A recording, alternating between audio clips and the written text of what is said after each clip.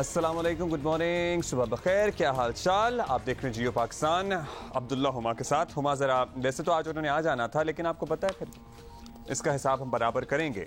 वही बहानेबाजी चल रही है नहीं, उनकी फ़्लाइट लेट हो गई, so she would be here with all of us tomorrow. बहुत सी बातें हैं जो हमने आपसे शेयर करनी है, लेकिन एक सूरत हाल जिस पे शायद आपकी इन केस तवज्जो नहीं है, तो हम ज़रा आपकी तवज्जो मबजूल करा देते हैं कि कोरोना केसेस दोबारा से मुल्क में बढ़ना शुरू हो गए हैं। जी हाँ, एक लम्हे के लिए एक पीरियड आया था ना जब ऐसा लग रहा था कि हाँ इट इज़ ओवर और अब सूरत हाल ज़िंदगी नॉर्मल वापस बहाल हो गई है, और मास्क वगैरह भी इंक्लूडिंग अस ज़्यादा लोग नहीं पहन रहे थे।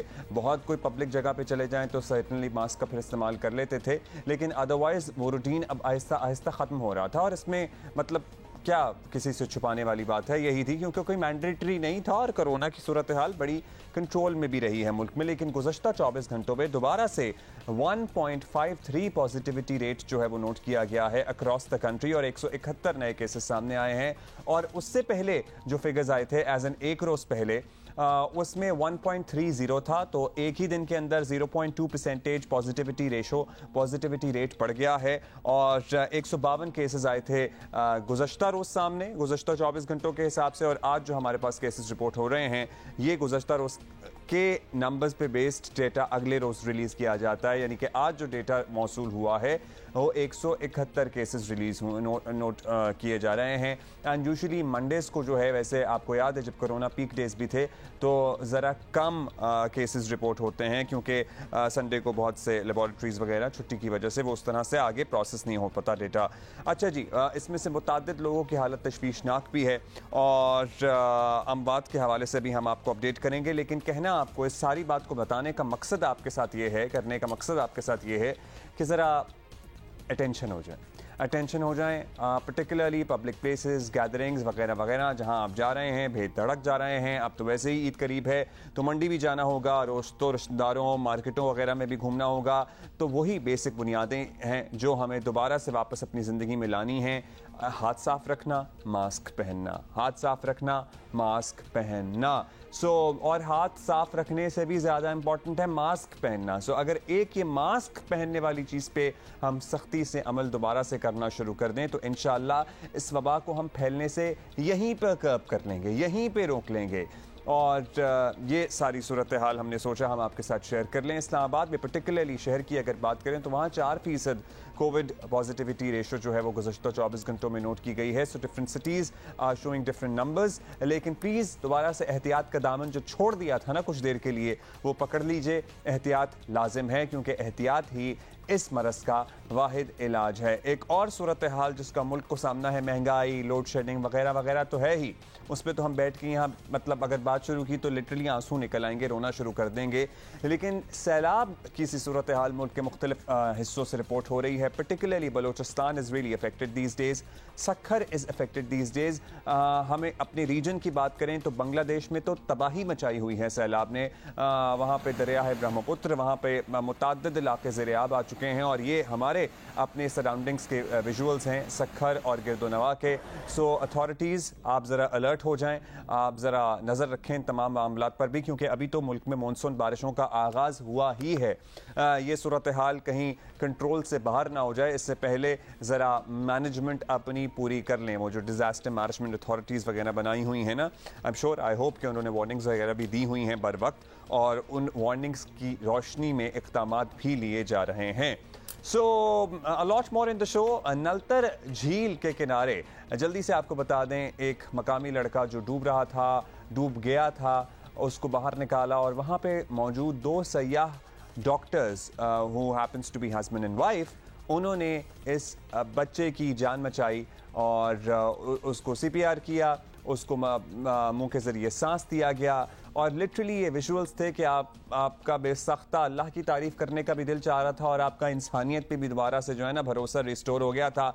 ये दोनों मियाँ बीवी, ये दोनों फ़ख्र पाकिस्तान डॉक्टर्स जो हैं, ये आज जियो पाकिस्तान के मेहमान होंगे। So we can be talking with them, और इसी के नतीजे में, इसी की रोशनी में, इसी इंसिडेंट की रोशनी में एक आपकी एक कोई चीज़ बन जाती है ना, which becomes the starting point. वज़ीर आज़म ने आज अखबारात में आपने देखा ही होगा शायद कि एक CPR training program across the nation उन्होंने शुरू करने का ऐलान किया है और उन्होंने इरादा ये जाहिर किया है कि हम एक ऐसी कौम बन जाएं जो लोगों की जान बचाने के काबिल हों। सड़कों पे अगर इस तरह का कोई इंसिडेंट होता है तो हम में से सब लोग CPR करने की अहलियत रखते हों। सो हम उस पर भी बात करेंगे और इन डॉक्टर से भी मुलाकात कराएंगे, लेकिन अभी हम ज़रा कल के एहतजाज की बात कर लें जिसकी कॉल दी थी इमरान खान साहब ने। एक डिसेंट क्राउड निकला।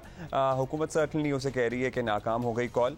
बहुत बड़ा कोई एक्स्ट्राऑर्डिनरी लोग सड़कों पे हमें नज़र नहीं आ रहे थे, लेकिन फिर भी जितना हो सकता था मौजूदा हालात में वो था। सो तहरीक इंसाफ का साजिशी बयानिया तो आपको पता है पिट चुका है और उसके बाद एक अपने पेंडोराज बॉक्स या फिर अपनी पिटारी में से, पिटारी is the more appropriate word, Imran Khan ने वो कार्ड निकाला है जिससे हर पाकिस्तानी रिलेट कर सकता है और वो कार्ड है महंगाई का। और सर्टनली उन्होंने इस पर एहतजाज की कॉल दी थी। सख्त बरहम आवाम भी ऑलरेडी मौजूदा सूरत हाल पर हैं ही और इमरान खान साहब भी इसी बयानिए को दोहरा रहे हैं और वो ये कह रहे हैं बारहा कि हमने तो IMF के दबाव के बावजूद कीमतें नहीं बढ़ाई। वैसे ये और बहस है कि उन्होंने IMF के दबाव के बावजूद पेट्रोल कम कर दिया और उसका नतीजा क्या पाकिस्तान को भुगतना पड़ा, लेकिन वो अपनी कामयाबी के तौर पर इसे गिनवा रहे हैं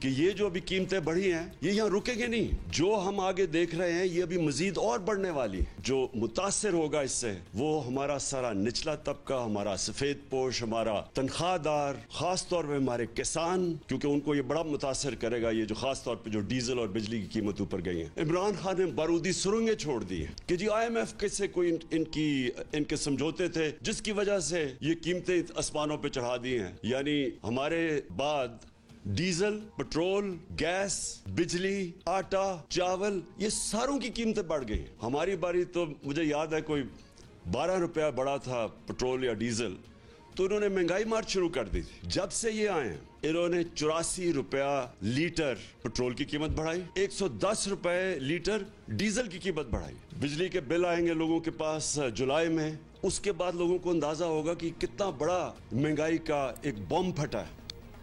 सर्टनली सर, आपका इसमें बहुत मेजर कंट्रीब्यूशन है जो भी है सूरत हाल।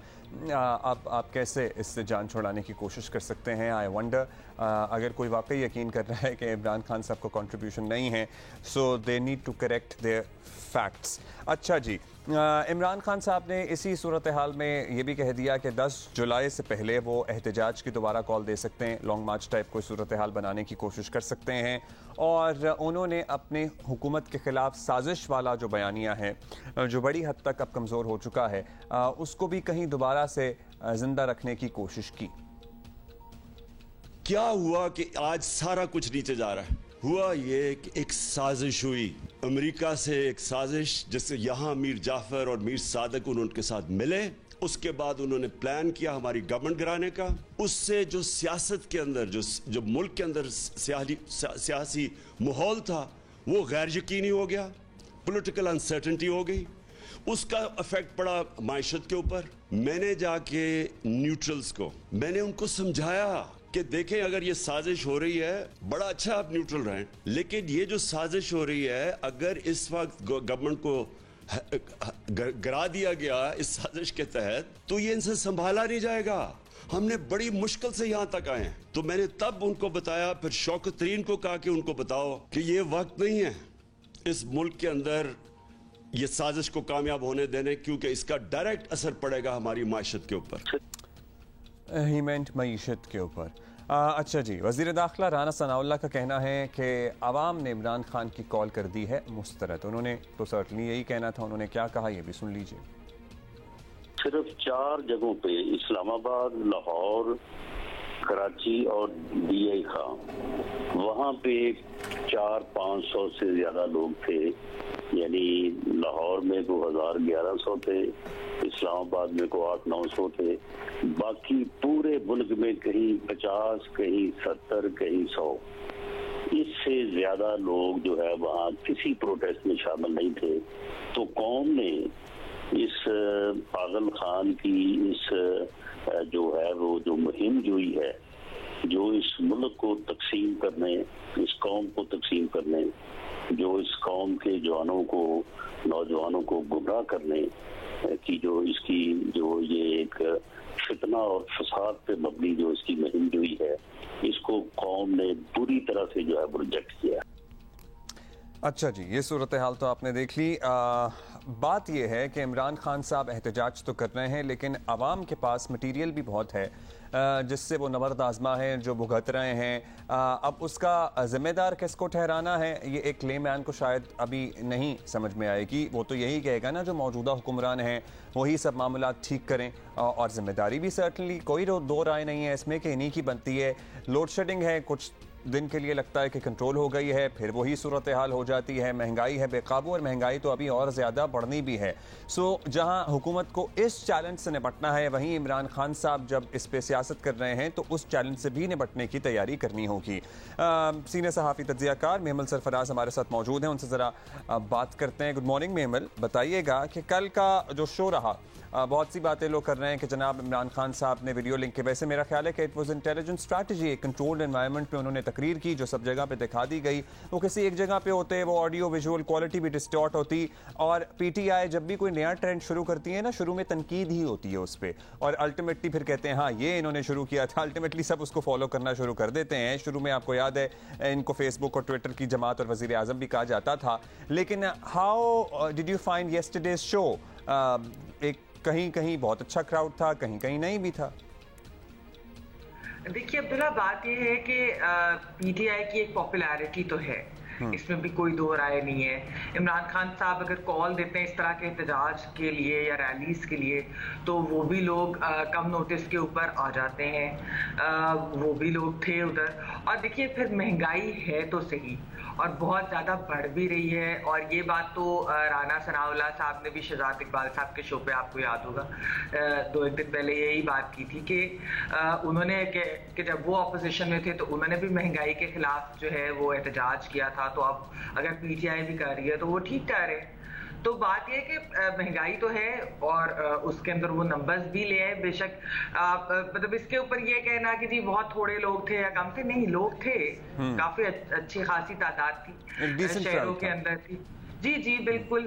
सिर्फ और सिर्फ जो एक डिफरेंस है वो ये होता है अब्दुल्ला, कि हमने देखा कि ऐसी रैलीज, ऐसे एहतजाज जलसों के अंदर लोग बिल्कुल आते हैं और काफी नंबर्स में, तादाद में आते हैं। लेकिन जब लॉन्ग मार्च की कॉल होती है तो उसके अंदर क्योंकि एक ऑर्गेनाइजेशनल स्ट्रक्चर नहीं है, फिर उसके अलावा हमने देखा था कि पिछली बार जब हुकूमत ने एक वो बेहमाना क्रैकडाउन किया तो उसके बाद इनके बहुत सारे लीडर्स भी जो है वो या अरेस्ट हो गए या अंडरग्राउंड चले गए, फिर वो प्रॉपर्ली ऑर्गेनाइज नहीं कर। ये भी मद्देनजर रखनी चाहिए क्योंकि पीटीआई के एक सपोर्टर वोटर बेस में बहुत बड़ी तादाद उन लोगों की है जो जॉब्स करते हैं, अपने काम करते हैं, छुट्टी का दिन हो, शाम में उन्हें कॉल दी जाए, वो उस वक्त निकल आएंगे।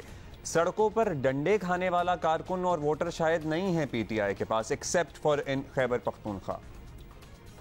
देखिए जो सड़कों पे डंडे खाने वाला और मारे खाने वाला क्राउड है ना, वो महल में सियासी जमातों से ज्यादा सिर्फ वो शायद जो आइडियोलॉजिकली रिलीजियस पार्टीज होती है ना, उनका होता है। सियासी जमातों के कम ही लोग होते हैं आजकल के जो इस तरह के डंडे या मारे खाएं।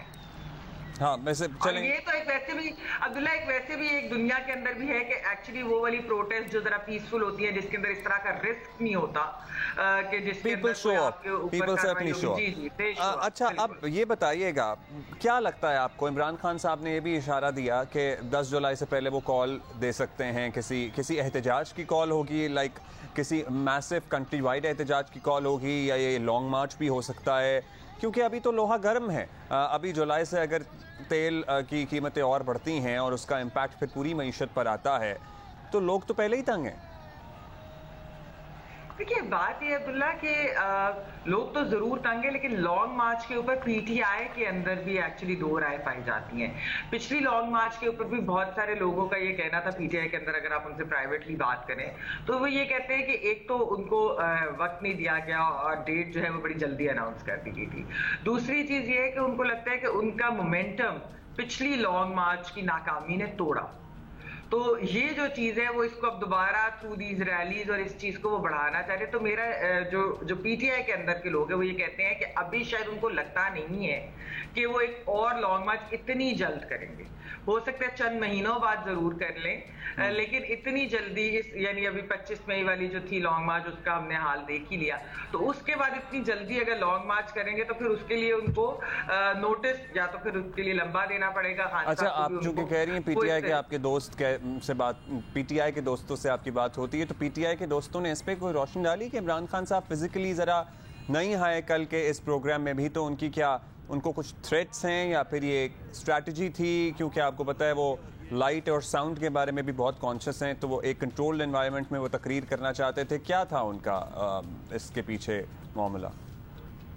नहीं अब्दुल्ला, इसके ऊपर तो खैर मेरी बात नहीं है, लेकिन मेरे ख्याल में जो आपने बात पहले शुरू में की वो शायद वाकई ये होगा कि एक्चुअली एक कंट्रोल्ड एनवायरनमेंट में सारे शहरों में एक टेक्निकल इश्यूज भी होते हैं ना, कि अगर एक शहर से वो कर रहे हो वहां से आगे ना जा सके प्रॉपरली, तो शायद वो इसलिए जहां वैसे लाइट की क्या सूरत हाल है? क्योंकि हुकूमत तो हर रोज हर थोड़े दिन बाद एक नई डेट दे देती है, तो आपके इलाकों में और आपके शहर में मेमल क्या सूरत हाल है? बिजली आ रही है या उतने ही तवातुर से जा रही है?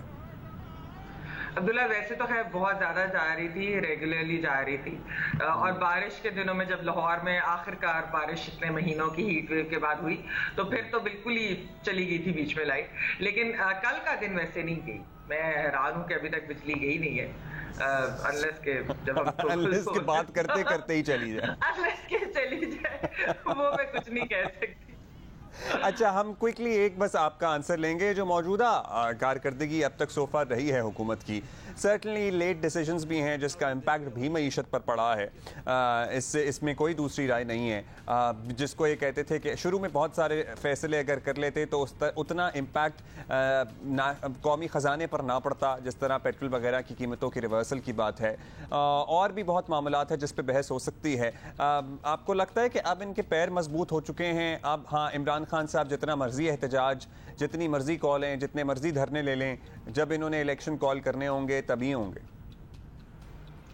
देखिए अब्दुल्ला, बात यह है कि पहली चीज है कि इमरान खान साहब ने एक बैरूनी साजिश का जो है वो एक बयानिया बनाया, और वो उन्होंने तब बनाना शुरू किया जब उनको मालूम हो गया कि वोट ऑफ नो कॉन्फिडेंस से वो जो है वो कामयाब होने जा रहा है। जब उनको इसके अंदर कोई शक नहीं रहा तो उन्होंने ये चीज की। अच्छा, उसकी वजह से जब ये हुकूमत आई तो आपने देखा कि खान साहब का दोबारा से एक मोमेंटम बढ़ा। हालांकि बारूदी सुरंगें तो जाहिर बात है शेख रशीद साहब और ये लोग बात भी ये करते हैं, और खैर एक इकोनॉमी का हाल हमारे सामने था, लेकिन वाकई जब ये हुकूमत आई जिसको ये मालूम था कि पाकिस्तान एक IMF के प्रोग्राम में है और उस प्रोग्राम को रखना है, उस प्रोग्राम को सस्पेंड नहीं होने देना, कायम रखना है, कंटिन्यू रखना है, और उन्हें बारूदी सुरंगों का भी पता था, और उन्हें यह भी पता था कि दुनिया के अंदर भी मईशत की क्या हालत है, यूक्रेन रशिया वॉर के बाद भी उसका क्या इम्पैक्ट आएगा। उसके बावजूद उन्होंने एक successful vote of no confidence किया और उन्होंने हुकूमत ली, और फिर उनकी इन डिसीजन जो थी, और जिसकी एक बहुत, और एक तो इन डिसीजन की वजह से अरबों का नुकसान तो हुआ, लेकिन उसकी एक बहुत बड़ी वजह यह थी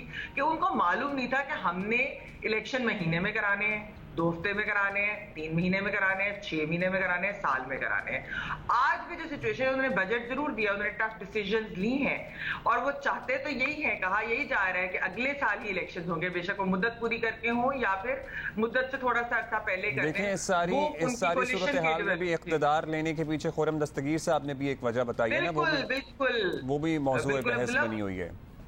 वो तो असल में बहुत बड़ी, और मैं आपको ये बात बताती हूँ, और वो हम तो बहुत पहले से ऑफ द टीवी स्क्रीन तो आपको पता ही है डिस्कस कर ही रहे थे। ऑन द टीवी स्क्रीन जरा खुर्रम साहब ने डिस्कस कर ली है, तो फिर हमने भी उस पर बात शुरू कर दी है। चलिए, थैंक यू। जी जी, क्विकली। नून लीग के तो लोग प्राइवेटली ये बात हमेशा कहते थे कि एक डर खौफ की वजह से उन्होंने किया, लेकिन अगर उन्होंने डर खौफ की वजह से किया तो क्या कोई होमवर्क नहीं किया था? हाँ, वो सर्टनली सवाल है। मतलब आ ही रहे थे तो 22 करोड़ का मुल्क है, इसको संभालना भी था ना साथ में। बहुत शुक्रिया आपका mammal, have a good day, और होपफुली आपकी लाइट आज ना जाए। ये हम आपसे पूछेंगे by the end of the day. मैं आपसे जरा व्हाट्सएप पे पूछूंगा कि आपकी लाइट गई है कि नहीं गई है। एक क्विकली हमने आपको बताना है कि जियो फैमिली में एक एडिशन हुआ है, और बड़ा ज़बरदस्त एडिशन है। हमारे बड़े प्यारे मेज़बान हैं Tabish Hashmi, the Tabish Hashmi. Social media sensation तो वो थे ही, लेकिन अब वो जियो की स्क्रीन के ज़रिए हर घर, हर गांव, हर गली कूचे तक पहुंच गए हैं, और उनका प्रोग्राम है हंसना मना है, जो कामयाबी के झंडे का आड़ा है। हर गुजरते हफ्ते के साथ इसकी मकबूलियत में इजाफा हो रहा है, और अब इनकी टीम में एक इजाफा हुआ है। बड़े ही मुनफरिद लहजे के शायर हैं सलमान गिलानी साहब। He is now a part of Hasna Mana Hai team. So ये ज़रा कुछ do we have something to show? जनाब दिखाएं. कट जाती हैं जेबें वहाँ पार्लियामेंट में कट जाती हैं जेबें वहाँ अक्सर सुनता हूँ मैं अक्सर.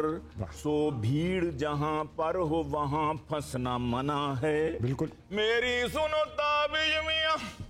वाह, गम है शेर में. मेरी सुनो ताबीज मियाँ और मुझको बताओ क्या भला कि जब बात ही हंसने की हो क्यों हंसना मना है. बेहतरीन, बहुत वाह वाह भी अच्छी है, तालियां भी अच्छी हैं, शोख शंग मुंडों की शोखियां भी अच्छी हैं, शोख शंग कुड़ियों की शोखियां भी अच्छी हैं. सब पे नजर. और मैके जो रहें जाकर बीवियां भी अच्छी. मैके जो रहें जाकर बीवियां भी अच्छी हैं, सास अगर न साथ आए सालियां भी अच्छी हैं. भाई ये जुमला जो है ना बहुत दिल को छुआ है मेरे. मैं के जो रहे जाकर बीवियां भी अच्छी हैं. बस इस टाइम मेरी बेगम ना देख रही हो प्रोग्राम, काफ़ी अरसा हो गया है. वैसे मैं के भी बंदा अगर दूसरे शहर हो तो कहाँ से भेजे ना. एयरलाइन टिकट देखिए आपने कितनी महंगी हो गई है. इससे बेहतर है बंदा कहता है कि या तो इसी पे इक्तफा कर लें कि बीवी अपने पास ही रहे, क्योंकि वो खर्चा इतना बड़ा है कि उसको बर्दाश्त करना ज़्यादा मुश्किल है. एक इंसान की जान बचाना पूरी इंसानियत की जान बचाने के मुतरादिफ है, and vice versa as well. So दूसरी बात पे तो हम बात करते ही रहते हैं, लेकिन हमने चंद दिन पहले सोशल मीडिया पे एक वीडियो वायरल देखी जिसमें गिलगित बल्तिस्तान का बड़ा ही हसीन एक सयाहती मकाम है नलतर लेक. वहाँ पर एक मकामी लड़का डूब गया और उसको निकाला गया, और वहाँ पे मौजूद सयाहों में से एक जोड़ा जिसमें से खातून happens to be the doctor, वो बच्चे को CPR देने की कोशिश कर रही हैं, और उनके साथ उनके हस्बैंड हैं असरार चौधरी साहब, वो उसकी सांस बहाल करने में उनकी मदद कर रहे हैं. And that child, that young boy survived. उसकी सांस बहाल हो गई. और क्या मनाजिर है, मतलब एक दफ़ा नहीं, 2 दफ़ा नहीं, 3 दफ़ा मैंने खुद पर्सनली बैठ के देखा, because I was so into that whole situation के यकीन नहीं आ रहा था, खुशी भी थी. और इंसानियत पे जैसे कहते हैं ना, अगर आपका कहीं एतमाद या ईमान मुतज़लज़ल हो गया हो तो वो भी बहाल हो जाता है. सो डॉक्टर कुरतुल ऐन हाशमी साहिबा हरसेल्फ एंड असरार चौधरी जो उनके हस्बैंड हैं, जो कि एक ब्रॉडकास्टर हैं, रेडियो ब्रॉडकास्टर हैं, बहुत अरसे से FM 103 के साथ एसोसिएटेड है मुल्तान में. डॉक्टर साहब खुद भी वहाँ पे मॉर्निंग शो करती हैं, लेकिन सर्टनली डॉक्टर हैं तो मसरूफियात उनकी इसके अलावा होती हैं. हमें ज्वाइन कर रहे हैं मुल्तान से. अस्सलाम वालेकुम असरार साहब. अस्सलाम वालेकुम डॉक्टर कुरत, कैसे हैं आप लोग? जी वालेकुम अस्सलाम, अल्हम्दुलिल्लाह बिल्कुल ठीक. It's good to have you over sir. बहुत ही बाइस फ़ख्र है हमारे लिए आपसे इस तरह बात करना या आपसे मुलाकात करना. तो हमें कौन बताएगा कि आप लोग अपनी छुट्टी पे गए हुए थे और फिर अचानक से प्लान बना, या फिर पहले से स्केड्यूल था कि हाँ नलतर झील भी देखनी है, वहाँ पे मौजूद थे, और हुआ क्या एग्जैक्टली? जी सर, ऐसा है कि बच्चों के साथ प्लान हुआ. 2 साल से कोरोना की वजह से हम अपनी रूटीन में नहीं जा पा रहे थे, और फिर हमारा प्लान है, हमने हज के लिए जाना है दोनों ने. तो उसके लिए हमने कहा कि बच्चों को उससे पहले थोड़ा सा जो है वो रिलैक्स हो जाएं, उनके रिजल्ट आते हैं, अच्छा रिजल्ट देते हैं, फिर बच्चे उनको हम लेके गए. हमारा प्लान था शुग्राम का कि हम एक ही जगह जाएंगे और वहीं पर जो है ना स्टे करेंगे.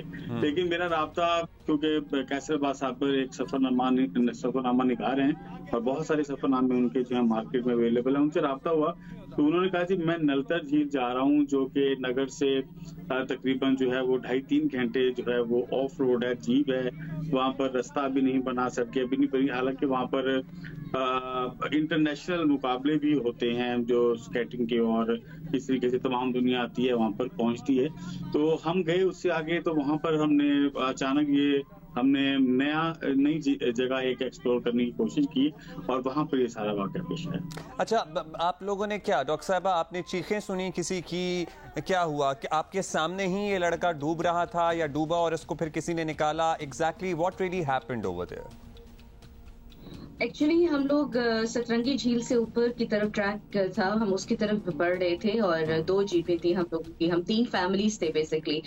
तो हमारे ड्राइवर ने क्योंकि जीप तो बंद थी, हम पीछे बैठे हुए थे, हमें आइडिया नहीं था, फ्रंट वालों को आइडिया हो रहा था। फ्रंट पे में मेरे हस्बैंड बैठे थे, ड्राइवर था, तो उन्होंने देखा कि रश है एक जगह पे और हमें कुछ शोर होल की आवाज भी आई, तो उन्होंने कहा हम रोक कर देखते हैं कि क्या हो रहा है। तो साहब कैसर साहब, स्टार और ड्राइवर नीचे उतरे। मीनवाइल जो है वो सिचुएशन ये थी कि बच्चियों की चीखने की बहुत आवाजें थी, वो शायद उसकी बहनें थी, तो वो बहुत ज्यादा चीख रही थी और साथ कुछ और मकामी लोग भी खड़े थे। और मुझे स्टार की बस ये आवाज आई है कि तुम्हारी मदद की जरूरत है, तुम आ जाओ। मुझे उस वक्त नहीं पता था एक्चुअली कि क्या हुआ हुआ है, सीन क्या है। तो मैं दूसरी तरफ से निकल के जब आई हूँ तो मैंने देखा वो बच्चे को निकाल रहे थे, उसकी बॉडी निकाल रहे थे और उसके ऊपर बैन कर रहे थे वो बच्चियां और सारे लोग। तो इन्होंने ऊपर से चिल्ला कर कहा कि आप लोग ना बच्चे को ऊपर लेकर आए, हमारे साथ डॉक्टर है, हम देखते हैं, हम आपकी मदद करते हैं। तो क्योंकि वो काफी नीचे था, वो मेरे लिए जाना वहां पे पॉसिबल नहीं था, वो तो पहाड़ी लोग थे, वो फटाफट भागते हुए ऊपर चढ़ते हुए बच्चे को ले आए मेरे पास। तो वहाँ प्लेन सरफेस थी, मैंने उस बच्चे को जैसे वहां पे लिटाया, मैंने पहले उसको एग्जामिन किया, तो उसमें मूवमेंट नहीं थी बच्चे में ना, उसकी झाग निकल रही थी मुंह से, उसकी आईज बिल्कुल अपरोल थी और बिल्कुल साइनोज था, ब्लू था उसके होंठ, उसकी जो उंगलियां थी सारी, चेहरा उसका ब्लू था बिल्कुल। और मुझे उसकी मैंने कैरोटिड्स वगैरह देखे तो नहीं थे, हार्ट नहीं था। मतलब तो डॉक्टर साहब अगर उसको उसी हालत में छोड़ दिया जाता और मदद ना मिलती तो he could not have made it. बिल्कुल बिल्कुल, ये सिर्फ कुछ टाइम का कहते हैं ना, उसको बेनिफिट मिला है उस बच्चे को, और वो जो टाइम था जिस दौरान वो उसकी ये कैफियत थी, अगर ये थोड़ी सी और मिनट 2 से 3 मिनट भी अगर हम उसकी ये एक्टिविटी शुरू ना करते तो वो उसका परफेक्ट था कि वो उसकी डेथ हो जाती। लेकिन ये है कि 2-3 मिनट जब हमने सीपीआर किया तो हमें रिस्पांस नहीं मिल रहा था बच्चे का। अच्छा। देन आई फील कि स्टार ने एक डीप ब्रीथ दिया उस बच्चे को, तो उसमें ये हुआ कि मुझे ना उसके लंग्स की एक्सपेंशन अपने हाथ के ऊपर महसूस हुई, जो मैंने उसके चेस्ट के ऊपर रखा हुआ था कंप्रेशंस के लिए ना। मुझे एक उम्मीद हुई कि ये इसका लंग एक्सपेंड किया, इसका मतलब है इसके लंग में स्पेस है, अभी हम इसको और एफर्ट करें इसके ऊपर। फिर मैंने उसके कंप्रेशंस और ज्यादा तेजी से करने शुरू किए और स्टार से मैंने कहा कि आप ना ब्रीदिंग का पैटर्न इसके साथ ना कंटिन्यू करें। फिर मैं जैसे कंप्रेशंस आउट करती थी तो मैं उन्हें कहती थी ब्रीथ करें उसको। तो इस तरह से कुछ देर बाद उसकी फिंगर की फ्लिकरिंग शुरू हुई, उसकी आईज जो बिल्कुल अपरोल थी, स्टैटिक थी, उनमें मूवमेंट हुई, आई बॉल उसका मूव किया और मुझे लगा कि ही इज कमिंग बैक, और हमने वो सीपीआर कंटिन्यू रखा, उसी में ही वो कॉन्शियस होना शुरू हो गया। और उसकी वो हमने साइनोसिस मंजर देखा भी और उसके बाद लिटरली वो साई ऑफ रिलीफ था, वो तो सारा कैप्चर्ड है ही। लेकिन ये इस बच्चे को निकाल के लाने में और सीपीआर देने तक में कितना टाइम, मतलब 10-15 मिनट ये इसी तरह ये प्रोसेस गुजरा? और सेकंड्स जैसे हमने देखा ना कि नीचे वो रो रहे हैं, मातम कर रहे हैं, इन्होंने चिल्लाया, ये विद इन मतलब सेकंड्स में ही वो ऊपर लेकर आए हैं उसको। उसमें ये उन्होंने नहीं किया कि 5-10 मिनट लगे, ऐसा बिल्कुल भी नहीं था। पहाड़ी लड़के थे, उन्होंने उसको पकड़ा और वो दौड़ते हुए ना उसको, हालांकि डिस्टेंस अच्छा खासा था, हम ऊंचाई पे खड़े थे, वो उन्होंने उसको 4-5 लोग थे, वो उसको पकड़ के खींचते हुए ऊपर लेकर आए। तो बच्चे को उन्होंने उठाया हुआ था, यंग बच्चा था, 16-17 साल का हार्डली था वो बच्चा। हाँ, मतलब डॉक्टर साहब आप लोगों को तो सर्टनली पता है ट्रेनिंग में, लेकिन असरार साहब आपको भी डॉक्टर साहबा के साथ रह रहे कि ये इदराक हो गया कि ये वो कंडीशन है जहाँ पे अगर फौरन मदद दी जाए या सीपीआर किया जाए? बिकॉज मुझे शायद ये इन्फॉर्मेशन अभी इससे पहले नहीं थी, मेरे सामने अगर कोई डूब रहा और कोई बाहर निकले तो मुझे नहीं पता कि उसको क्या करना है। तो आपको ये कैसे, आप तक ये सिग्नल आया कि हाँ इस वक्त इसे सीपीआर अगर हम दें तो maybe he can survive? जी, खुशनसीबी से मैंने भी सीपीआर की ट्रेनिंग कर चुका हूँ, क्योंकि मीडिया की ट्रेनिंग होती है, तो 3-4 साल पहले मैं भी प्रॉपर सीपीआर सीख चुका हूँ। और दूसरी बात ये थी कि वो मैं उस वक्त ये भी भूल चुका था कि मैं ये सीख चुका हूँ।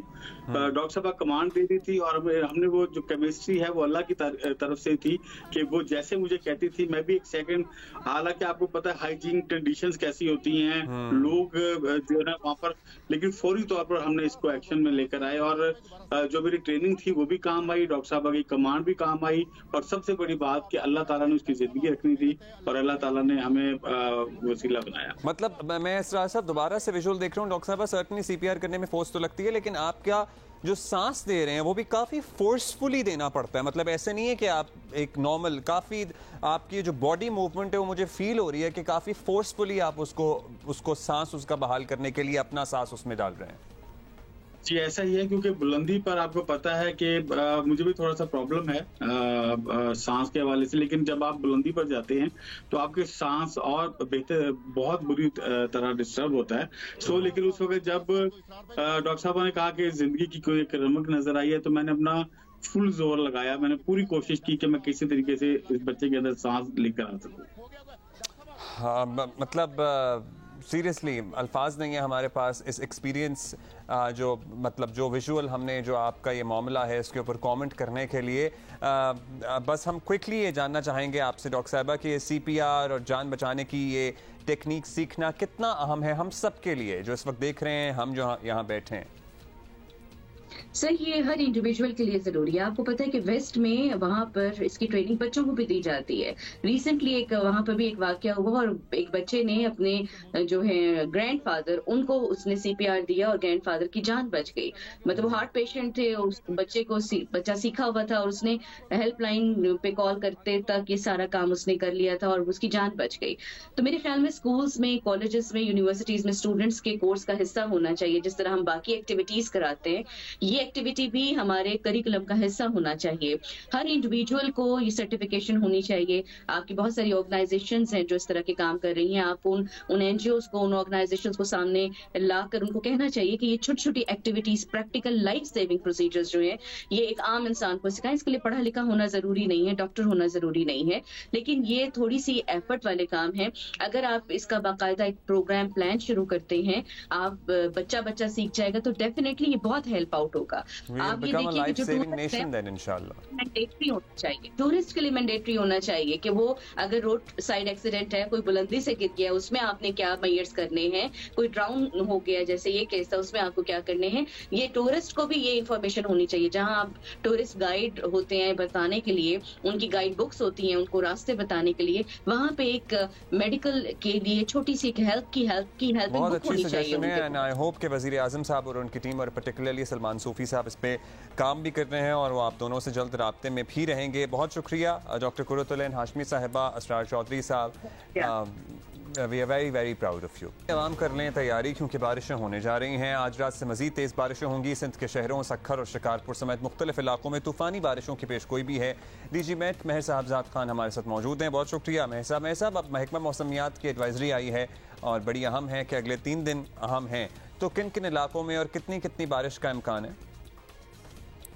जी बिल्कुल, ये एडवाइज़री जो है आज हमने अपना जो एनालिसिस किया था उसके मुताबिक हमने इशू की है और जिसमें हमें ये महसूस हो रहा था कि जी अगले आने वाले 3 दिन जो हैं बड़े अहम है। इस हवाले से जो हमारे पास बारिशों की शिद्दत है वो थोड़ी सी ज़्यादा दिखाई दे रही थी और ये इलाके इसमें कश्मीर से लेके कश्मीर, नॉर्दर्न गिलगित बल्तिस्तान, KPK और पंजाब का तकरीबन पूरा पंजाब कह सकते हैं, यहाँ पे शदीद बारिशों का इम्कान भी है। और कुछ इलाकों में जो है आपको पता है कि जी जैसे हमारे डेरा गाजी खान डिवीज़न है, वहाँ पे कोई हिल टॉरेंट्स हैं, वहाँ पे पहाड़ी नदी नाले हैं जिनमें पानी ज़्यादा आने का चांस है। तो वहाँ के लिए भी हमने खसूसी एक वार्निंग इशू की है कि जी वो इलाके जो ये पहाड़ी इलाकों में मौजूद है वहाँ पे फ्लैश फ्लडिंग भी हो सकती है। और हमारे मैदानी इलाकों में जो बड़े हमारे शहर हैं उन शहरों में अर्बन फ्लडिंग का बड़ा इम्कान है। तो इसलिए हमने लोगों को यानी बर वक्त आप कह सकते हैं कि जी इन्फॉर्म कर दिया है और मुतलका इदारे NDMA, PDMAs, हमारी जो सिविल एडमिनिस्ट्रेशंस है उनको भी हमने ये सारी चीज़ें बता दी हैं कि इन इलाकों में ये सूरत हाल पैदा हो सकती है। तो सारे इदारे इस वक्त हमारे साथ इंशाल्लाह राब्ते में हैं और हम उनको वो ये सारी सूरत हाल से आगाह कर रहे हैं। शुक्रिया आपका DG MET महर साहबजाद खान साहब। पाकिस्तान तहरीक इंसाफ को सर्टनली क्रेडिट जाता है कि वो ऐसे ट्रेंड सेट करते हैं, जो सेट करने की कोशिश कर रहे होते हैं तो लोग उस पर क्वेश्चन कर रहे होते हैं और जब वो ट्रेंड सेट हो जाते हैं तो दीगर सियासी जमातों को ख्याल आता है कि ओहो हमने तो बड़ी देर कर दी। और ऐसा ही एक ट्रेंड सेट करने की कोशिश करिए PTI टिकटॉक के ज़रिए। टिकटॉकर से मुलाकात की है, वैसे तो एक गैर संजीदा प्लेटफॉर्म के तौर पर ही पर्टिकुलरली पाकिस्तान में इसे जाना जाता है। अक्रॉस द ग्लोब बड़ा लोग सीरियस कंटेंट भी ऑन टिकटॉक प्रोड्यूस करते हैं, लेकिन अब इस पे एटलीस्ट पाकिस्तान तहरीक इंसाफ ने तो फोकस करना शुरू कर दिया है और जो मुल्क के नामवर टिकटॉकर्स हैं उनकी मुलाकात हुई है इमरान खान साहब से पर्सनली और उन्होंने सर्टनली उन्हें यही कहा होगा कि आप तबलीग करें, मेरा पैगाम पहुंचाएं लोगों तक। आई वंडर बाकी क्या अरेंजमेंट है। लेकिन उन्हीं में से मुलाकात करने वालों में से एक टिकटॉकर हैं मलिक उस्मान, वो मौलवी साहब है ना, बड़े मशहूर टिकटॉकर हैं, और वो हमारे साथ मौजूद हैं। Usman, thank you, you have been on our show before as well. अब बताइएगा, मुलाकात तो आपकी हो गई, लेकिन आम तौर पर टिकटॉक और को particularly in social media platforms में ट्विटर वगैरह के मुकाबले में एक नॉन सीरियस प्लेटफॉर्म समझा जाता है, लेकिन अब हम देख रहे हैं कि सियासी जमातें जो हैं अब इसे सीरियस ले रही हैं, फोकस कर रही हैं। आपके फॉलोअर्स सर्टनली बहुत ज़्यादा होते हैं, तो उनको भी ज़रा राग़िब करने की कोशिश कर रही हैं। आपको लगता है कि सियासी टूल के तौर पर इस प्लेटफॉर्म को इस्तेमाल किया जा सकता है? जी बिल्कुल मौसर साबित हो सकता है, क्योंकि ट्विटर हर किसी के पास नहीं है और टिकटॉक हर आम शख्स के पास है। तो अगर देखा जाए, आई थिंक पाकिस्तान में ट्विटर 3.3 मिलियन यूज़र हैं और टिकटॉक के आई थिंक 16 मिलियन यूज़र हैं। तो हमारी फ़ैन फॉलोइंग जो है वो हर आम शख्स तक है। अगर हम कोई वीडियो बनाते हैं तो वो हमारी आवाज़ हर आम शख्स तक जाती है। तो रही बात नॉन सीरियस प्लेटफॉर्म की, तो मैंने आज तक कभी कोई ऐसी वीडियो नहीं बनाई जो नॉन सीरियस हो। तो मैंने हमेशा ऐसा ही कंटेंट बनाया है कि जो फैमिली बैठ के हर बंदा देख सकता है। सही। अच्छा उस्मान, अब आपका कंटेंट हमने भी कुछ ज़रूर सर्टनली देखा है, ऐसा नहीं है कि हमारी नज़र से नहीं गुजरा है। सोशल मीडिया पे अगर डिफरेंट प्लेटफॉर्म्स पे फोकस करने की बात करें तो पीटीआई हमेशा leads the rest of the political parties of Pakistan, और उन्हें ज़रा देर में ख्याल आता है बाकी पार्टियों को, और पीटीआई को पहले ख्याल आ जाता है। तो खान साहब से आपकी ये जो मुलाकात है, इसमें क्या कहते हैं वो, क्या मैसेज दिलवाने की आपके थ्रू कोशिश कर रहे हैं? जी फोकस के मुतल्लिक़ अगर बात की जाए तो हमें इस चीज़ का आइडिया नहीं है कि उनका फोकस किस पर है। और जब हमारी सिर्फ 15 से 20 मिनट मुलाकात हुई है, उनसे मीटअप हुआ है, और हम सब ने उस 15-20 मिनट में 1 बाय 1 अपना तारफ़ करवाया और सबको सवालों जवाब पूछने का मौका मिला। अपने आपसे सवाल पूछे, आई थॉट क्या उन्होंने आपको भी कुछ समझाया होगा या बताया होगा। अब भी बताइए उस्मान के तहरीक इंसाफ के टिकटॉक सपोर्टर्स के मुकाबले के लिए नून लीग और दीगर जमातें भी आहिस्ता आहिस्ता जो हैं वो आ रही हैं, तो आप समझते हैं कि दीगर जमातों ने देर कर दी है या अभी भी टफ कंपटीशन मिल सकता है? जी बिल्कुल एक टफ कंपटीशन मिल सकता है। देखा जाए तो हमारी आवाम में सियासी शऊर जो है वो इमरान खान साहब ने दिया है, और इसमें सबसे बड़ा जो किरदार है वो है सोशल मीडिया का। तो पहले वक्त में जो प्रिंट मीडिया था उस वक्त आवाम में इतना शऊर नहीं था, क्योंकि वो एक महदूद हद तक था। होटलिंग में या किसी शॉप पर अगर बंदा जाता है तो वो अखबार पढ़ता था, या एक घर थे जिनके घर में अखबार आता था। तो अब हर शख्स के पास मोबाइल है, तो उस मोबाइल के ज़रिए जो है ना वो आवाम तक जो है ना वो बहुत सारी जो पैगामात हैं वो पहुंच जाते हैं। इसमें टिकटॉक है, टिकटॉक एक बहुत ही स्पीड में इस प्लेटफॉर्म ने जो है ना आवाम को इंटरटेनमेंट किया, और जैसा कि मैंने जो है आवाम में इंटरटेनमेंट सिर्फ कॉमेडी की है और आवाम के चेहरे पर मुस्कुराहट लाई है। और पाकिस्तान में मैं एक शख्स हूँ जिसने सबसे डिफरेंट जो है ना वो एक कंटेंट दिया और अपनी हद और अपनी लिमिट जो है ना वो क्रॉस नहीं की।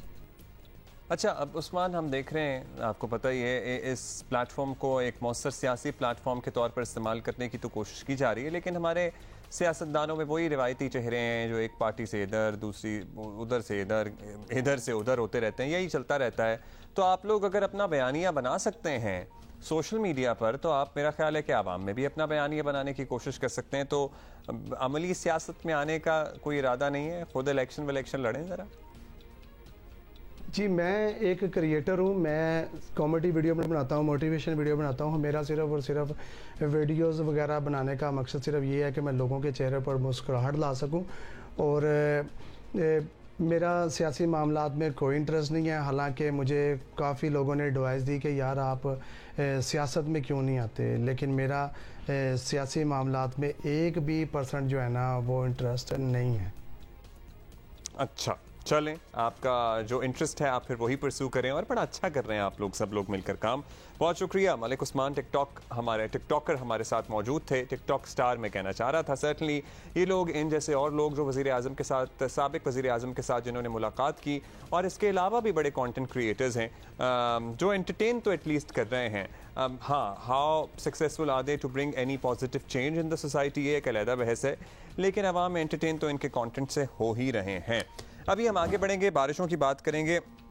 सक्खर में गुज़श्ता रात जो होने वाली तूफ़ानी बारिश है, इसके बायस दरख्त गिरने से एक रिक्शा ड्राइवर हो गया है जहाँ बहक, और बारिश के बायस सक्खर लाड़काना सर्कल में ट्रिप किए थे, मुतादिद फीडर्स ट्रिप कर गए थे, जिसमें से 50 को आई गेस बहाल कर दिया गया है। जो एग्जैक्ट सूरत हाल है वो हमें यासिर फारूकी बताएंगे फ्रॉम सक्खर। जी बिल्कुल, सक्खर, शिकारपुर और खैरपुर में गुज़िश्ता रात होने वाली तूफ़ानी बारिश ने हर तरफ तबाही मचा दी। सक्खर और लाड़काना डिवीज़न के मुख्तलिफ अजला में जैसे ही बारिश शुरू हुई तो सेप्को के 130 से ज़ायद फीडर ट्रिप कर गए, जिसके बायस दोनों डिवीज़न के मुख्तलिफ अजला मुकम्मल अंधेरे में डूब गए। सक्खर शहर और मुज़ाफ़ाती इलाकों में 100 किलोमीटर फ़ी घंटा की रफ्तार से तेज़ हवाओं के साथ होने वाली बारिश के बायस मुतअद्दिद दरख्त और बोर्ड गिर गए। रोड़ी में एक दरख्त करीबी खड़े रक्शे पे गिरा, जिसके बायस रक्षा ड्राइवर जाँ बहक हो गया। बारिश को कई घंटे गुजर चुके हैं, इस वक्त आसमान बिल्कुल साफ है और बारिश का कोई इम्कान नहीं है, लेकिन अब तक इंतजामिया की जानिब से बेशतर नशेबी इलाके हैं, वहाँ से जो बारिश का पानी था वो नहीं निकाला जा सका है। अब तक सेप्को के 130 में से 50 के करीब जो है फीडर वो बहाल किए जा चुके हैं। सेप्को तर्जुमान के मुताबिक दीगर जो फीडर हैं उनकी बहाली के लिए काम जारी है, जबकि जिला इंतजामिया का कहना है कि शहर भर से पानी निकालने का भी काम शुरू कर दिया गया है और जल्द ही तमाम शाहराहों से पानी निकाल दिया जाएगा। जी, ये सारी सूरत हाल है। कराची में भी ज़रा इंतज़ामात को बेहतर करने की ज़रूरत है, क्योंकि कल से बारिश की पेशगोई की जा रही है। मुल्क के दीगर हिस्सों में भी बारिशों की पेशगोई की गई है। पहले वैसे एक सूरत हाल जो हमें महमल सरफराज भी बता रही थी कि बारिश जैसे हुई ब्लैकआउट हो गया, उसके बाद बारिश के बाद मौसम ही इतना बेहतर हो गया कि बिजली तो सर्टनली नहीं जा रही, क्योंकि टेम्परेचर एकदम से नीचे आता है। लेकिन इस मरतबा भी गुज़श्ता साल की तरह और उससे पहले साल की तरह ज़रा अर्बन फ्लडिंग की वार्निंग्स दी गई हैं, और उस पर सर्टनली हमें काम करने की ज़रूरत है। जो हमारे इदारे हैं, NDMA वगैरह, PDMA वगैरह, वो ज़रा चौकन्ने रहें। और चूँकि हम यहाँ बारहा कह रहे हैं और प्रीएम्प्टिवली कह रहे हैं, बाज़ इलाकों में तो खैर तबाही आई है, जैसे बलूचिस्तान और सक्खर वगैरह के कुछ इलाके हैं, लेकिन अभी बाकी मुल्क में बारिशें शुरू होनी हैं। तो हम बारहा ये कह रहे हैं कि आप लोग ज़रा कमर कस लें।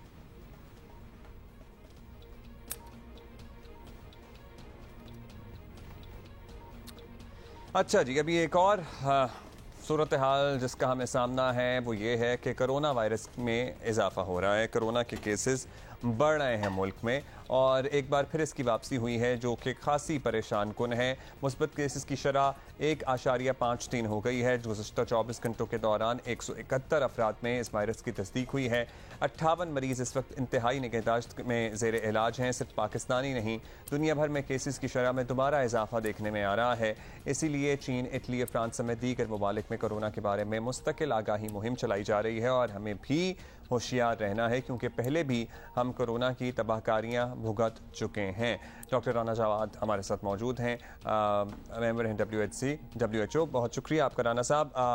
राना साहब, पाकिस्तान में कोरोना केसेस में फिर से इजाफा नज़र आ रहा है, तो क्या हम कह लें ऐसे कि ये एक नई लहर है?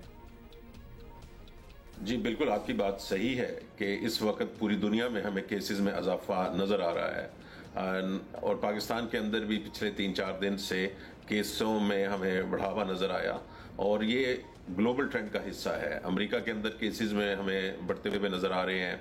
हमें इंग्लैंड के अंदर पिछले एक हफ्ते के अंदर जो उनके केसेस थे, उनकी तादाद में तकरीबन 50,000 का इजाफा हुआ, और 1.5 लाख केसेस उनके पिछले हफ्ते में आए। और ये याद रखिए कि ये जो भी हमें बढ़ते हुए केस नज़र आ रहे हैं, ये कम टेस्टिंग के बावजूद हमें नज़र आ रहे हैं। इनके अंदर जो ट्रेंड नज़र आ रहा है, पूरी दुनिया में अब टेस्ट बहुत कम हो रहे हैं, तो इस वजह से जो total number of cases reported होगा वो कम होगा, लेकिन उसका ये मतलब नहीं है कि ये वेव नहीं है। अच्छा, जो इक़दाम हम लोगों ने किए हैं, पहले ज़ाहिर है नई बीमारी तो रही नहीं है, मास्क पहना, जिस्मानी फासला इख्तियार करना, वो SOPs अब लिटरली प्रैक्टिकली ख़त्म हो गए हैं।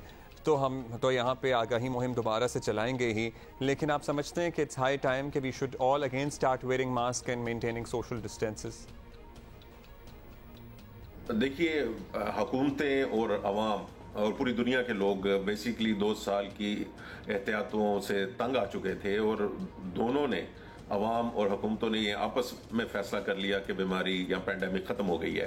हालांकि ऐसी बात नहीं थी। जो लोग इस फील्ड के अंदर काम करने वाले हैं, यानी कि पैंडेमिक्स को देखने वाले हैं, वो बार बार वार्न कर रहे थे कि ये इसकी लहरें आती हैं, हर चंद माह बाद हमें एक नई लहर मिलती है और 2 लहरों के दरमियान केसेस एक नीचे की सतह पर रहते हैं। तो हम इस वक्त नीचे वाली सतह पे थे।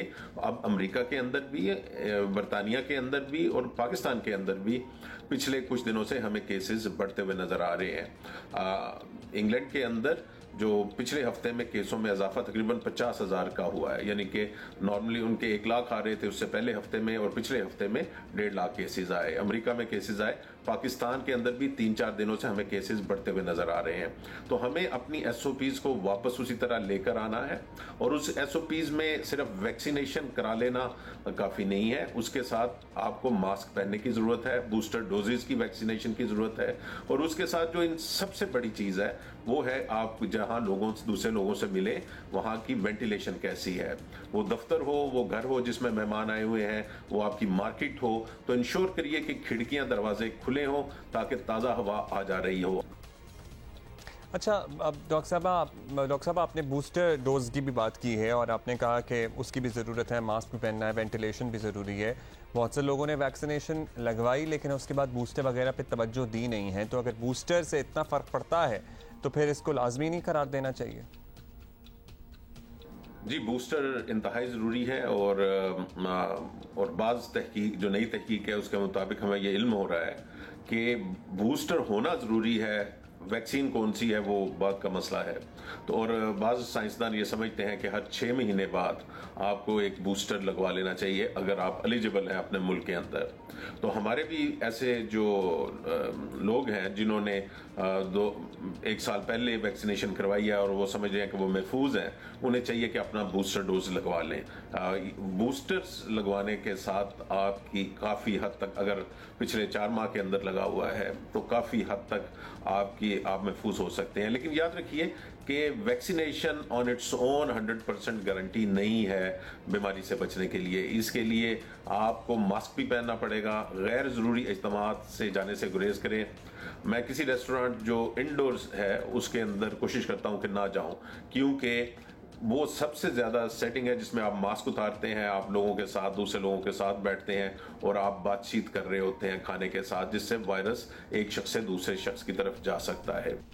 बहुत शुक्रिया आपका डॉक्टर जवाद साहब, मेंबर WHO हमारे साथ मौजूद थे। 2000 केस की बात करेंगे। लिटरली जब से वो इंटरव्यू आया है ना, मेरे तो जहन में और सवाल पैदा हो गए थे बजाय कम होने के। मतलब किसके घर में होता है कि एक मतलब जो हालात, जो फाइनेंशियल हालात ज़हीर के बताए गए हैं, ज़हीर को पता नहीं है एक लड़की आ रही है और वो एड्रेस पे पहुंच जाती है और अब ज़हीर इसको कहती है कि जाके 22,000 रुपये ला के इस टैक्सी वाले को दे दो, और ज़हीर जो है जिसके फाइनेंशियल हालात सही नहीं है वो फ़ौरन से पैसे भी अरेंज करके दे देता है।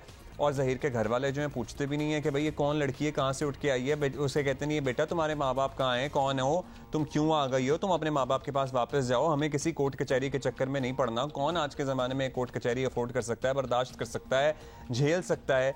ये कहाँ होता है ऐसे, और ये कैसे हो रहा है? मतलब वो लड़का जो अब जिसकी उम्र अभी क्या छटांग भर का साइज़ है उसका, और उसके माँ बाप भी नहीं कह रहे हैं कि जनाब ये क्या हो रहा है, क्या नहीं हो रहा। उसके वो एयरलाइन के ज़रिए आ जा भी रहा है, वो वकीलों की फ़ीसें भी दे रहा है।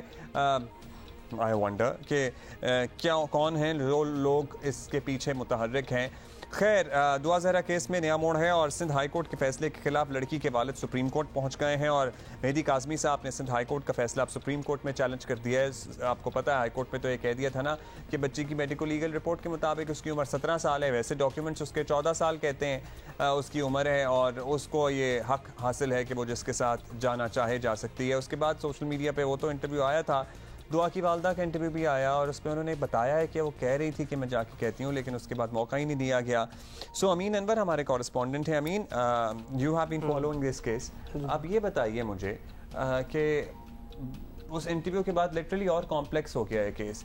ये हक़ाइक़ हम तक तो पहुंच रहे हैं कि अदालत भी इन तमाम हक़ाइक़ को मद्देनज़र रखेगी?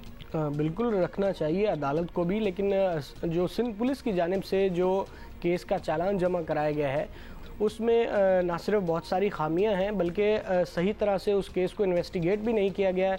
ना तो जो दुआ ज़हरा का 161 का बयान लिया गया है, ना ज़हीर से कोई तफ्तीश की गई है इस हवाले से, ना जो ह्यूमन ट्रैफिकिंग का एंगल है ना उस हवाले से कोई तफ्तीश की गई है। पुलिस की जानिब से जो चालान जमा कराया गया है 2 सफ़ात पर मुश्तमिल वो चालान है और आम सी जो एक रूटीन के केसेस की तरह पुलिस इस केस को हैंडल कर रही है। और सिंध हुकूमत का जिस तरह पहले दिन से मौक़िफ़ है एडवोकेट जनरल सिंध का कि यहाँ पर तो कोई जुर्म हुआ ही नहीं, यहाँ का केस बनता ही नहीं है, लड़की ने पंजाब में जाके शादी की है, कोर्ट में पेश हो गई है, अगवा का जो मामला था वो भी ख़त्म हो गया है, तो उसी को ही फॉलो किया है इन्वेस्टिगेशन ऑफिसर ने। जो डीएसपी हैं शौकत शाहानी, उन्होंने इस केस का जो चालान है वो जमा कराया। उसमें बहुत ही सादा पंजाब पुलिस की तरफ से कोई रिपोर्ट इस कार्रवाई का हिस्सा नहीं होती या होगी? नहीं, अल-फलाह थाने में जो अगवा दुआ ज़हरा की अगवा की जो एफआईआर थी वो दर्ज कराई गई थी, कम उम्री के अगवा की। पुलिस ने सिर्फ उस केस को देखना है यहाँ पे जो अभी तक अल-फलाह थाने में दर्ज है कि वो एफआईआर किस मंतक़े इसके तंसीख़े निकाह की दरख्वास्त नहीं इसके वालिद ने जमा कराई हुई है? वो लाहौर में होगी जहाँ पर जिस ज़िला में ये निकाह हुआ है वहाँ की मकामी अदालत में, क्योंकि वो एक अलहदा पिटिशन फिर होनी चाहिए। बिल्कुल, वहाँ की अदालत में होगी जिस यूनियन काउंसिल में या जिस डिस्ट्रिक्ट में ये निकाह सर अंजाम पाया है और उसके मुताबिक यहाँ इनके जो लोग हैं, जिब्रान नासिर भी सोशल एक्टिविस्ट हैं, वो काफ़ी फॉलो कर रहे हैं इस केस को, वो क्या प्ली लेके जाना चाह रहे हैं इसमें? अब सुप्रीम कोर्ट में जो प्ली ली है उन्होंने कि सिंध हाई कोर्ट का जो 8 जून का ऑर्डर है उसमें बहुत सारी खामियां, एक 14 साल की लड़की को जो है वो ये कहा गया है कि वो अपनी मर्ज़ी से फ़ैसला कर सकती है, जो सिर्फ इस बुनियाद पे जो एक सिंगल रुकनी मेडिकल बोर्ड था, एक डॉक्टर पर मुश्तमिल, उन्होंने ओसिफिकेशन टेस्ट की रिपोर्ट की बुनियाद पर जिसमें दुआ ज़हरा की उम्र 16 से 17 साल बताई गई थी, उसकी बुनियाद पे जो है वो सिंध हाई कोर्ट ने ये मामला डिसाइड कर दिया। उनका ये कहना है एक प्रॉपर मेडिकल बोर्ड तश्कील दिया जाए और बोन ओसिफिकेशन टेस्ट, क्योंकि ये जो टेस्ट किया गया है इसमें 1 से 2 साल का मार्जिन होता है, क्योंकि दुआ ज़हरा के वालिद का ये कहना है कि उसकी उम्र 14 साल है, जबकि जो मेडिकल रिपोर्ट आई है उम्र के तयन के हवाले से उसमें कहा गया है कि 16 से 17 साल के दरमियान इनकी उम्र है, मोर टू वर्ड जो है वो 17 शायद कहा गया है इसमें। ताहम यही प्ली ली गई है कि बोन ओसिफिकेशन टेस्ट के लिए प्रॉपर मेडिकल बोर्ड तश्कील दिया जाए और ज़हीर से जो है वह दुआ ज़हरा को बाजियाब करा के शेल्टर होम में भिजवाया जाए या वालिदैन के हवाले किया जाए और इसके बाद इस मामले को जो है वो देखा जाए। सुप्रीम कोर्ट से ये प्ली ली गई और सिंध हाई कोर्ट के ऑर्डर को सेट असाइड करने का कहा गया है। ये आखिरी दरवाज़ा है, मतलब जो इसके वालिदैन खटखटा रहे हैं इस केस से निपटने के लिए, या फिर इसके अलावा तंसीख़ निकाह की अलग दरख्वास्त वालिदैन की तरफ से दायर की जा सकती है? बिल्कुल दायर की जा सकती है और जिस डिस्ट्रिक्ट में ये निकाह हुआ है वहाँ की मकामी अदालत में ही इस तंसीख़ निकाह को, ये निकाह को जो है वो चैलेंज किया जाएगा वालिदैन की जानिब से, और होना भी चाहिए। और इस हवाले से उन्हें वहाँ पे दरख्वास्त दायर करनी चाहिए, क्योंकि जो इब्तदाई तौर पर बयान था जो निकाह ख़्वाह है ग़ुलाम मुस्तफ़ा, उसकी जानिब से ये कहा जा रहा था कि उसने ये निकाह नहीं पढ़ाया है, लेकिन अब जो चालान जमा कराया गया है हैरत अंगेज़ तौर पर पुलिस का ये कहना है ना सिर्फ गवाह बल्कि निकाह ख़्वाह को भी इस केस से डिस्चार्ज किया जाए, क्योंकि उनके खिलाफ शवाहिद नहीं मिले हैं। और ये तमाम मामला सिंध पुलिस की जानिब से तो बाज़ाहिर यही लग रहा है कि वो जल्दबाजी में इस केस से जान छुड़ाना चाहते हैं कि किसी न किसी तरह ये केस निपटे और उनकी जान छूट जाए। सिंध पुलिस की जानिब से इस मामले की प्रॉपर इन्वेस्टिगेशन नहीं की गई है अब तक। जो तो दुआ के जो वालिदैन हैं वो सिंध पुलिस की कारकर्दगी से मुतमईन है? बिल्कुल नहीं। जिब्रान नासिर जो उनके वकील हैं उन्होंने एक ख़त लिखा है गुज़िश्ता दिनों IG सिंध को, जिसमें तफ्तीशी अफसर की तब्दीली का कहा गया है कि दुआ के जो वालिद हैं उन्हें इस तफ्तीशी अफसर पर एतमाद नहीं है और लगता है कि वो कहीं से इन्फ्लुएंस है, उन पर कोई दबाव है या कोई और अवामिल इसमें कार फरमा है जिसकी वजह से वो सही तरह मामले की इन्वेस्टिगेशन नहीं कर रहे। ना तो अभी तक ज़हीर का बयान रिकॉर्ड किया गया है, ना उसे शामिल तफ्तीश किया गया है, ना ही दुआ ज़हरा का जो 161 का बयान है वो रिकॉर्ड किया और अभी तक बयान ही रिकॉर्ड नहीं हुआ अब तक। बिल्कुल, जो उन्होंने लेटर लिखा है उसमें यही कहा है कि ना तो दुआ का स्टेटमेंट लिया गया है सिंध पुलिस की जानिब से और ना ही ज़हीर का स्टेटमेंट लिया गया है, ना ही उसे इस मामले में शामिल तफ्तीश किया गया है, ना ही प्रोसिक्यूशन ब्रांच में पुलिस ने फ़ाइल जो जमा करानी होती है, जो तमाम इन्वेस्टिगेशन पर मुश्तमिल होती है, जो मवाद होता है, ना ही वो जमा कराई गई है। उनका ये कहना है कि उस फाइल तक जो है हमें रसाई दी जाए ताकि हमें मालूम हो सके कि पुलिस ने अब तक क्या इन्वेस्टिगेशन की है और क्या क्या इन्वेस्टिगेशन होनी चाहिए जो नहीं हो सकी। अब देखते हैं IG सिंध इस हवाले से क्या फ़ैसला करते हैं, और अगर IG सिंध नहीं करते तो उन्होंने अदालत से रुजू करेंगे। बज़ाहिर यही लगता है कि इन्वेस्टिगेशन ऑफिसर जो है वो काफ़ी उन पर सवालात उठाए जा रहे हैं कि उन्होंने जो तफ्तीश की है वो मुकम्मल नहीं की और ठीक तरह से नहीं की है। ठीक है, बहुत शुक्रिया आपका अमीन। लेट्स सी कि आज कार्रवाई में किस तरह से मामला आगे बढ़ते हैं। यू कीप अ चेक और हम आपसे फिर पूछते रहेंगे। और एक और मामला जो हमने आपसे डिस्कस करना है वो second phase of energy saving का है। और सिंध के बाद पंजाब इस्लामाबाद में भी मार्केटों की बंदिश के औकात कार जो हैं वो मुकर्रर किए जा रहे हैं। तमाम दुकानें पे अलर्ट रहें। शॉपिंग मॉल्स, मिठाई की दुकानें, बेकरियाँ, दफातर, गोदाम, वेयर हाउसेज, मवेशी मंडियाँ रात 9 बजे तक बंद कर दी जाएंगी। शादी हॉल्स रात 10 बजे बंद करना होंगे। वैसे कराची में मवेशी मंडियों को रात 9 बजे तक बंद करा के दिखाएं तो बात बने क्योंकि वो ज़रूरी है होना, क्योंकि वहाँ पे जो एक जगमगाता शहर लिटरली आबाद किया हुआ होता है। It's a lot of its absurd. वो कितना ज़्यादा एनर्जी का ज़या है। मतलब दिन में चले जाएं भाई, आप शाम में चले जाएं, असर से लेकर मगरिब तक वो शो देख लें और धूप भी ज़रा कम हो जाएगी। और वैसे भी कराची में आगे मौसम अब्र आलूद ही रहता है इन दिनों, तो ऐसा कोई स्कॉचिंग हीट वाला सीन है नहीं। अब देखना ये है कि क्या होता है इस मामले में, पंजाब में रिस्पॉन्स क्या आता है और किस तरह से इंतज़ामिया अमल दरामद करवा पाती है। इस सारे मामले में हमने तफसील से बात करनी है और मुख्तलिफ जो ताजर रहनुमा हैं वो हमें ज्वाइन करेंगे। अच्छा जी, एनर्जी सेविंग फ़ेज़ 2 आपको पता है आज से शुरू हो रहा है, पर्टिकुलरली पंजाब में, कराची और सिंध में तो इसका आगाज़ पहले ही हो गया है। उसका रिस्पॉन्स बाज़ जगहों पे अच्छा है, बाज़ जगहों पे अच्छा नहीं मिला। खैर ये तजवीज़ आई थी ख्वाजा आसिफ साहब की तरफ से, याद करा देते हैं आपको। मार्केटें रात के 1 बजे तक खुली रहती है, दुनिया में ये कहीं नहीं होता। बिजली जो है वो इस्तेमाल करके तो हम जो है अपना कारोबार करते हैं, जबकि अल्लाह ताला ने 365 दिन हमको दूध दी हुई है जिसमें कारोबार किया जा सकता है।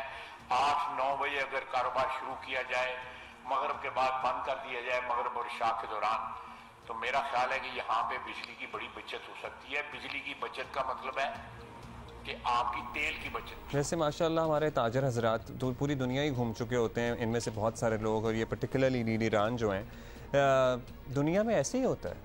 मतलब हमारे अपने ही रंग निराले हैं। हम अपना दिन चूँकि जल्दी ज़रा शुरू करते हैं, और एक वक्त था कि मैं यहाँ से अगर वापसी पे इवन 12 बजे भी कभी या 12:30 बजे भी एक मॉल में किसी दुकान के पीछे चला गया और वो मॉल ही नहीं खुला था, उस टाइम तक दुकानें बंद थी। मतलब कमाल है यार, 12-1 बजे आप बज रहे हैं और आप घरों में आराम कर रहे हैं। ये ऐसा कैसे होता है? अपना लाइफस्टाइल भी, अपनी सेहत भी इस तरह ख़राब होती है, बताए। खैर, मुसद्दिक मलिक साहब जो हमारे वज़ीर पेट्रोलियम है, वो कहते हैं कि जो फैसला हमने किया है इससे बिजली की बचत होगी बहुत ज़्यादा। पहली बात तो यह है कि जब हम शाम को मार्केट बंद करते हैं तो ऐसा नहीं होता कि खरीदो फरोख्त कम हो जाती है, खरीदो फरोख्त के औकात बदल जाते हैं। ये होता है बतदरीज कम होनी शुरू हो जाएगी, क्योंकि आज जो पॉलिसीज हम ले रहे हैं उनके असरात जो हैं वो इंशाल्लाह 5-6 महीने बाद लोगों के सामने आना शुरू हो जाएंगे। और बतदरीज मईशत भी और एनर्जी सेक्टर भी और गैस सेक्टर भी बतदरीज आहिस्ता आहिस्ता बेहतर होना शुरू होगा। अब जो है पंजाब और इस्लामाबाद में इंतज़ामियों को यकीनी बनाना होगा कि मार्केटों की बंदिश पर अमल दरामद हो। तवानाई की बचत के लिए जो पॉलिसी अपनाई गई है ये एक्चुअली फ्रूटफुल भी साबित हो। सिर्फ पुलिस को रिश्वत देने और भत्ता देने का एक ज़रिया ना बन जाए कि पुलिस पैसे ले और जहाँ जहाँ इतना चेक एंड बैलेंस नहीं है वहाँ पर दुकानें भी खुली रहें, मार्केटें भी लेट नाइट आवर्स तक काम करती रहें। सो वो ज़रा चेक एंड बैलेंस रखने की बहुत ज़्यादा ज़रूरत है, वरना फिर कौन से रियासती रेट और कौन इस पर अमल दरामद करेगा और क्या आप दीगर फैसले पे इन पर इम्प्लीमेंटेशन कराएँगे। इसी पर ज़रा बात करते हैं। हमारे साथ मौजूद हैं chairman Pakistan traders association front Fahimur Rehman Sehgal साहब। फ़हीम साहब, क्या अब आप लोगों ने सोचा है, बिजली बचाने के लिए मार्केटें रात 9 बजे बंद करने का फैसला किया गया है, सेकंड फेज़ में पंजाब और इस्लामाबाद में भी ताउन करेंगे? बिस्मिल्लाहिर्रहमानिर्रहीम। मैं ये कहना चाहूँगा कि इस वक्त जो मुल्की हालात हैं और जो इलेक्ट्रिसिटी की अवेलेबिलिटी का इशू है, उस सिलसिले में हम ताजिर पंजाब में सारा इस बात पे हमारा कंसेंसस है कि हम मुकम्मल यकीन दहानी के साथ और मुकम्मल ताउन करेंगे गवर्नमेंट के साथ। वैसे भी हमारे यहाँ अमूमन ये कल्चर है कि होलसेल मार्केट तो 7 बजे बंद हो जाती हैं, लेकिन रिटेल में और शॉपिंग में आपको पता है कि हमारे यहाँ का कल्चर है कि वो लेट नाइट लोग शॉपिंग करते हैं। लेकिन यहाँ पे हम कोशिश करेंगे कि इस वक्त जो हमारे मुल्की हालात हैं, हम सब हमारा ये फ़र्ज़ भी बनता है कि हम अपनी मार्केट्स को 9 बजे तक बंद करते हैं ताकि जितनी भी मैक्सिमम एनर्जी को हम कंजर्व कर सकें। अच्छा, बड़ा इंकरेजिंग आपका जवाब है। सर्टनली हमारा मुल्की मफाद भी इसी से वाबस्ता है। जो सूरत हाल से है उसमें हम सब ने निमटना भी है, उसको बेहतर बनाने में अपना किरदार भी अदा करना है। ऑल्दो वैसे तो प्राइमरीली बिजली होनी चाहिए थी, लेकिन अब नहीं है, तो अब क्या कर सकते हैं। अब ये बताइएगा कि एक बैलेंस रखना भी बड़ा ज़रूरी है, तो हुकूमत किस तरह से ताजरों की मदद कर सकती है कि कारोबार भी इफेक्ट ना हो और बिजली की बचत भी हो जाए? किस्त तो बंद हो जाएंगी, लेकिन ये शॉर्ट टर्म पॉलिसी है। लॉन्ग टर्म पॉलिसी के लिए हमें जो अल्टरनेटिव रिसोर्सेज हैं इलेक्ट्रिसिटी को हासिल करने के लिए, उसकी तरफ जाना पड़ेगा, हाइडल की तरफ जाना पड़ेगा, सोलर की तरफ जाना पड़ेगा, विंड मिल की तरफ जाना पड़ेगा। ये चीज़ें सस्ती भी हैं और अवेलेबल भी हैं। और दूसरा ये है कि जितना ये इन हालात में मुल्की मईशत का पहिया चलना भी बड़ा ज़रूरी है, क्योंकि एक तरफ इन्फ्लेशन है और दूसरी तरफ अगर हम कारोबार जल्दी बंद कर देंगे तो जो सोर्स ऑफ इनकम है हमारे लोगों के कम हो जाएंगे। फिर हमारा इंटरनेशनल एक इशू ये है कि हमें एक्सपोर्ट की अशद ज़रूरत है। और एक्सपोर्ट में ये देखें, जिस तरह बिज़नेस में जो प्राइसेस बड़ी अहम होती हैं, इसी तरह इसकी डिलीवरी टाइम बड़ा अहम है। तो अगर हमारे यहाँ लोड शेडिंग काफ़ी अर्से तक रहेगी तो हम अपने जो एक्सपोर्ट के आर्डर पर्टिकुलरली ऑन टाइम नहीं दे पाएंगे, जिससे हमारी एक्सपोर्ट गिरने का खदशा है। अच्छा, आपने बड़ी इंपॉर्टेंट बात की है फ़हीम साहब, लेकिन सर्टनली ये तो शॉर्ट टर्म अगर अरेंजमेंट है, ये अरेंजमेंट लॉन्ग टर्म भी तो हो सकता है। हमें अपनी आदतें भी तो ठीक करनी चाहिए। मतलब हमारी सेहत ख़राब होती है, हमारा निज़ाम दरहम बरहम होता है, हम डे लाइट सेविंग पे वैसे ही नहीं जाते एज इन टाइम पीछे करने वाले मामले पे, लेकिन हम 12-12 1-1 बजे दुकानें खोल रहे होते हैं, फिर 12-12 1-1 बजे घर जा रहे होते हैं, फिर 12-12 1-1 बजे घर जाके खाने खा रहे होते हैं, फिर खाने खा के सो रहे होते हैं। मतलब हम भी तो बहैसियत कौम अपनी आदतें तब्दील कर सकते हैं। आपको लगता है कि ये मुमकिन है? बिल्कुल ऐसे है। ये सारी एक डिसिप्लिन जो है कौम की निशानियां हैं। अगर हम अपने आप को इस डिसिप्लिन में डाल लें, आस्ता आस्ता इस चीज़ को डेवलप करें कि हम सनलाइट में ज़्यादा से ज़्यादा काम करें। और जिस तरह मैंने पहले बताया कि हम ऑलरेडी 7 बजे, हमारी 6 से 7 बजे होलसेल मार्केट में तो काम ख़त्म हो जाता है, तो क्यों ना हम रात 8 से 9 बजे तक अपने ये सारे सिलसिले को, अपना शॉपिंग वगैरह को भी ख़त्म कर लें, ताकि हम मैक्सिमम सनलाइट को इस्तेमाल कर सकें। सनलाइट को इस्तेमाल करें। और सर्टनली एक डिसिप्लिन्ड कौम की निशानी होती है कि वो इस तरह आधा दिन सोकर ना गुजार दे और आधा दिन वो उसको प्रोडक्टिविटी उसमें लाए और उसमें काम करे और बाद में आराम करे। जो अल्लाह ताला ने आराम करने का वक्त दिया, वो आराम के लिए हमें सर्फ करना चाहिए, और जो काम करने के लिए वक्त बनाया वो काम में सर्फ होना चाहिए। सो फैमिली को आप बड़ा हेल्दी एक टाइम दे सकते हैं। आप अपनी सबसे इंपॉर्टेंट बात यह, आप मुझे बताएं, माशाल्लाह ज़्यादातर हमारे जो दुकानदार भाई हैं उन सब के पेट निकले होते हैं। वो क्यों? ज़्यादातर क्योंकि मेरी अपनी भी फैमिली बहुत ज़्यादा कारोबारी लोग उससे मुंसलिक हैं। क्या है जी, 11 बजे घर जा रहे हैं, 11:30 फ्रेश होते होते उस टाइम 11:30 बजे अगर आप रात का खाना नोश फरमाएंगे तो आपकी फिर सेहत का क्या हाल होगा। आप तो सर्टनली अपने साथ ज़्यादती कर रहे हैं, इसलिए टाइम से दुकानें बंद करें, टाइम से घर जाएं, अपने बच्चों को टाइम दें। मतलब जब तक घर जाना है तब तक बच्चे भी सो जाते हैं। सो एक संडे का दिन गुजरता है। ये सारी सूरत हाल जो है ना, अगर हम कोशिश करें ना, इर्रिस्पेक्टिव ऑफ बिजली आ रही है नहीं आ रही है, हम सबको अपनी ज़िंदगी में बेहतरी लाने के लिए कोशिश करनी चाहिए।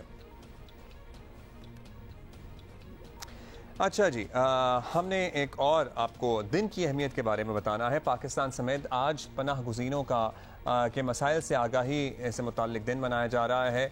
और पाकिस्तान में आपको पता है बहुत बड़ी तादाद है, और सबसे बड़ी तादाद इसमें अफ़गान महाजरीन की है। अक़वाम मुत्तहिदा के हाई कमीशन बराह पनाह गुज़ीनों के मुताबिक अफ़गान महाजरीन की तादाद पाकिस्तान में 13 लाख से ज़ायद है। तालिबान हुकूमत के बाद मज़ीद 2 लाख अफ़गानियों ने पाकिस्तान का रुख किया है। पाकिस्तान अफ़गानिस्तान महाजरीन की बाइज़्ज़त वतन वापसी का सर्टनली मुंतज़िर है, और दुनिया को याद कराने का भी दिन है कि ये लोग इंसान हैं और सर्टनली इंसानियत का तकाजा है कि इन लोगों की मदद की जाए, क्योंकि ये जो वक्त इन पे है ये कभी भी वक्त किसी भी मुल्क पे आ सकता है। शाम को देख लें, सीरिया को देख लें, यूक्रेन को देख लें, कभी भी किसी भी मुल्क पे खुदा न खास्ता ये वक्त आ सकता है। तो ऐसे में हमें इंसानियत को फ़रोग देना चाहिए और इंसान होने का जो रिश्ता है ना पूरी दुनिया के लोगों से, वो निभाना चाहिए। एक दोबारा से हमने आपको बात बतानी है कि कोरोना वायरस अलार्मिंगली बढ़ना शुरू हो गया है। पर्टिकुलरली कराची में रहने वालों 10% से ज़्यादा है हमारी पॉजिटिविटी रेट। हैदराबाद में तो 16% हो गई है।